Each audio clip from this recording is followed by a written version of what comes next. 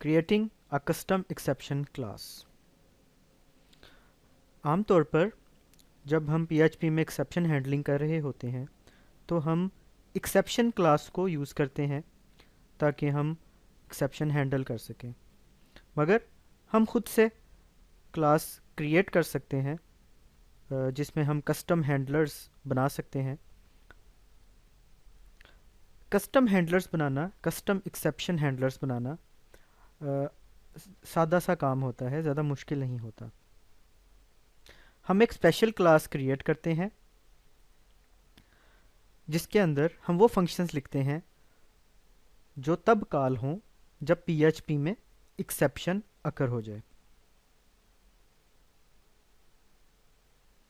ये क्लास जो हम क्रिएट करेंगे ये इनहेरिट होगी एक्सेप्शन क्लास से।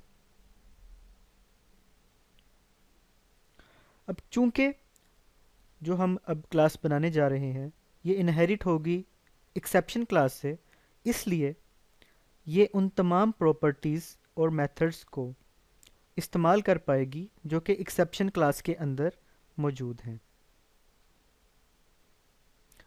मगर बाद में हम इस कस्टम क्लास को जो हम क्रिएट करने जा रहे हैं इसमें और फंक्शंस भी ऐड कर पाएंगे। यानी जो हम क्लास कस्टम बनाने जा रहे हैं एक्सेप्शन हैंडलिंग के लिए वो इनहेरिट होगी एक्सेप्शन क्लास से। इसके अंदर वो तमाम प्रॉपर्टीज़ और मेथड भी यूज़ किए जा सकेंगे जो कि एक्सेप्शन क्लास में मौजूद हैं। इसके अलावा इसमें हम और फंक्शंस भी ऐड कर पाएंगे जिनके ज़रिए हम एक्सेप्शंस को कस्टमाइज़ करके कंट्रोल कर पाएँ। आपके सामने एक PHP का कोड मौजूद है। यहाँ आप देख सकते हैं एक नई क्लास कस्टम एक्सेप्शन नाम की क्रिएट की गई है। ये क्लास देखिए एक्सटेंड्स कीवर्ड यहाँ यूज़ किया गया है और आगे है एक्सेप्शन। इसका मतलब ये होता है कि ये क्लास इनहेरिट हुई है एक्सेप्शन क्लास से। ये बिल्कुल वैसी ही क्लास है जैसी है एक्सेप्शन क्लास, मगर यहाँ पर एक एडिशनल एरर मैसेज का फंक्शन भी मौजूद है। अब चूंकि ये बिल्कुल अपनी पुरानी ये एक्सेप्शन क्लास जैसी ही है इसलिए और उससे इनहेरिट हुई है, इसलिए ये एक्सेप्शन क्लास की तमाम प्रॉपर्टीज़ और मेथड्स को भी इस्तेमाल कर पाएगी। तो आप यहाँ पर देख सकते हैं हमने यहाँ पर कुछ प्रॉपर्टीज़ और मेथड्स का इस्तेमाल किया है। हमने मेथड्स का इस्तेमाल किया जैसे आप देख सकते हैं गेट लाइन मैसेज मेथड इस्तेमाल किया है, गेट फाइल मेथड इस्तेमाल किया है और गेट मैसेज हमने मेथड इस्तेमाल किया है जो कि एक्सेप्शन क्लास से बिलोंग करते हैं। चूंकि जो हमने एक क्लास बनाई है वो इनहेरिट हुई है एक्सेप्शन क्लास से, इसलिए हम इन मेथड्स को भी इस्तेमाल कर पाएंगे। आइए अब हम मज़ीद एक्सप्लेनेशन की तरफ जाते हैं। हमने जैसा कि पहले देखा कि कस्टम एक्सेप्शन क्लास इनहेरिट हुई है एक्सेप्शन क्लास से और ये एक्सेप्शन क्लास के तमाम मेथड्स और इसकी प्रॉपर्टीज़ को भी इसने इनहेरिट किया है, इसलिए उनको ये इस्तेमाल कर पाएगी। यहाँ पर आप एक फंक्शन देख रहे हैं एरर मैसेज का। ये इस जो कस्टम एक्सेप्शन क्लास है इसके अंदर हमने लिख लिया। ये फंक्शन एक एरर रिटर्न करेगा अगर ईमेल एड्रेस वैलिड नहीं होगा। इस फंक्शन में आप देखें एक वेरिएबल है एरर मैसेज का, इसके अंदर एक स्ट्रिंग बन रहा है। स्ट्रिंग ऐसे बन रहा है एरर ऑनलाइन दिस, यानी कि दिस का मतलब होता है कि यही ऑब्जेक्ट ये जो हमारा इस वक्त एक्सेप्शन क्लास का ऑब्जेक्ट है ये अपने आप को पॉइंट कर रहा है। दिस गेट लाइन यानी कि इस वक्त ये कौन सी लाइन पर ये कोड रन कर रहा है। इन दिस गेट फाइल ये जो कोड है ये कौन सी फाइल में मौजूद है वो प्रिंट करेगा। और उसके बाद दिस गेट मैसेज जो भी इस एक्सेप्शन का मैसेज है वो प्रिंट करेगा। उसके बाद खुद से एक स्ट्रिंग प्रिंट करेगा is not a valid email address. तो फाइनली ये स्ट्रिंग कुछ इस तरह बन जाएगा एरर ऑनलाइन, फर्स्ट करें लाइन नंबर 14 है तो आ जाएगा एरर ऑनलाइन 14 इन फ़र्ज़ करें फ़ाइल का नाम है test.php, तो आ जाएगा और उसका पूरा पाथ भी आ जाएगा, वो पाथ आ जाएगा और फाइल का नाम आ जाएगा।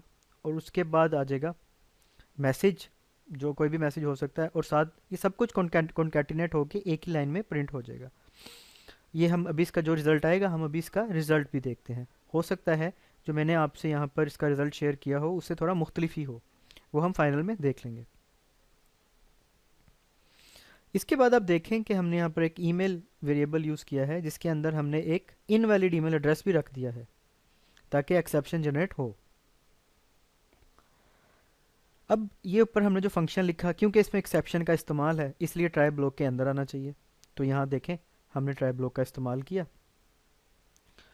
देखें ट्राई ब्लॉक के अंदर क्या हो रहा है, ट्राई ब्लॉक के अंदर एक चेक लगा हुआ है, if filter underscore war email filter validate email, और उसके बाद इक्वल इक्वल इक्वल फॉल्स। ये लाइन क्या कर रही है, ये लाइन ये कर रही है जो ईमेल वेरिएबल है इसको चेक करेगी और देखेगा कि क्या ये एक वैलिड ईमेल एड्रेस है। अगर तो ये एक वैलिड ईमेल एड्रेस नहीं है, फॉल्स आ गया, तो थ्रो कर दे exception, throw new custom exception, और उसके अंदर भेज दे ईमेल। यानी कि थ्रो न्यू एक्सेप्शन जो कस्टम एक्सेप्शन क्लास की मदद से एक्सेप्शन थ्रो करे। अब देखें यहाँ पर एक्सेप्शन क्लास नहीं यूज़ हुआ, यहाँ पर कस्टम एक्सेप्शन क्लास का इस्तेमाल किया गया और उसका ऑब्जेक्ट क्रिएट करके थ्रो किया गया।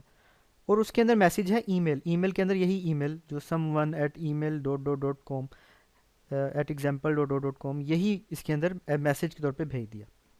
ये किया ट्राई ब्लॉक के अंदर हमने। इसके बाद कैच ब्लॉक, जाहिर बात है एक्सेप्शन थ्रो हुई है तो कैच की भी ज़रूरत पड़ेगी। कैच ब्लॉक में भी इस वक्त एक्सेप्शन क्लास इस्तेमाल नहीं की गई, एक्सेप्शन नहीं है, यहाँ पर कस्टम एक्सेप्शन का इस्तेमाल है और उसी टाइप का ऑब्जेक्ट है ई। उसके बाद ई को कर दिया गया, यानी कि प्रिंट कर दिया गया। ई के अंदर जो एरर मैसेज था वो प्रिंट कर दिया गया, उसका जो रिज़ल्ट था वो प्रिंट कर दिया गया। ई के अंदर जो एरर मैसेज था वो था, आप देख सकते हैं ये जो फंक्शन है एरर मैसेज, हमने इसको चेंज कर दिया था, इसका जो भी रिज़ल्ट था वो यहाँ पर प्रिंट हो जाएगा। हम उस डिस्कस कर चुके हैं वो रिज़ल्ट कैसा होगा, एरर ऑनलाइन और इस तरह का वो रिज़ल्ट होगा।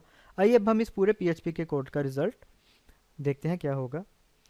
अगर हम इस पीएचपी के पेज को ब्राउज़र पे रन करें तो इसका रिज़ल्ट कुछ इस तरह होगा, एरर ऑनलाइन 14 इन, ये देखिए पूरा का पूरा जो एक पाथ आ गया फाइल का नाम भी आ गया साथ।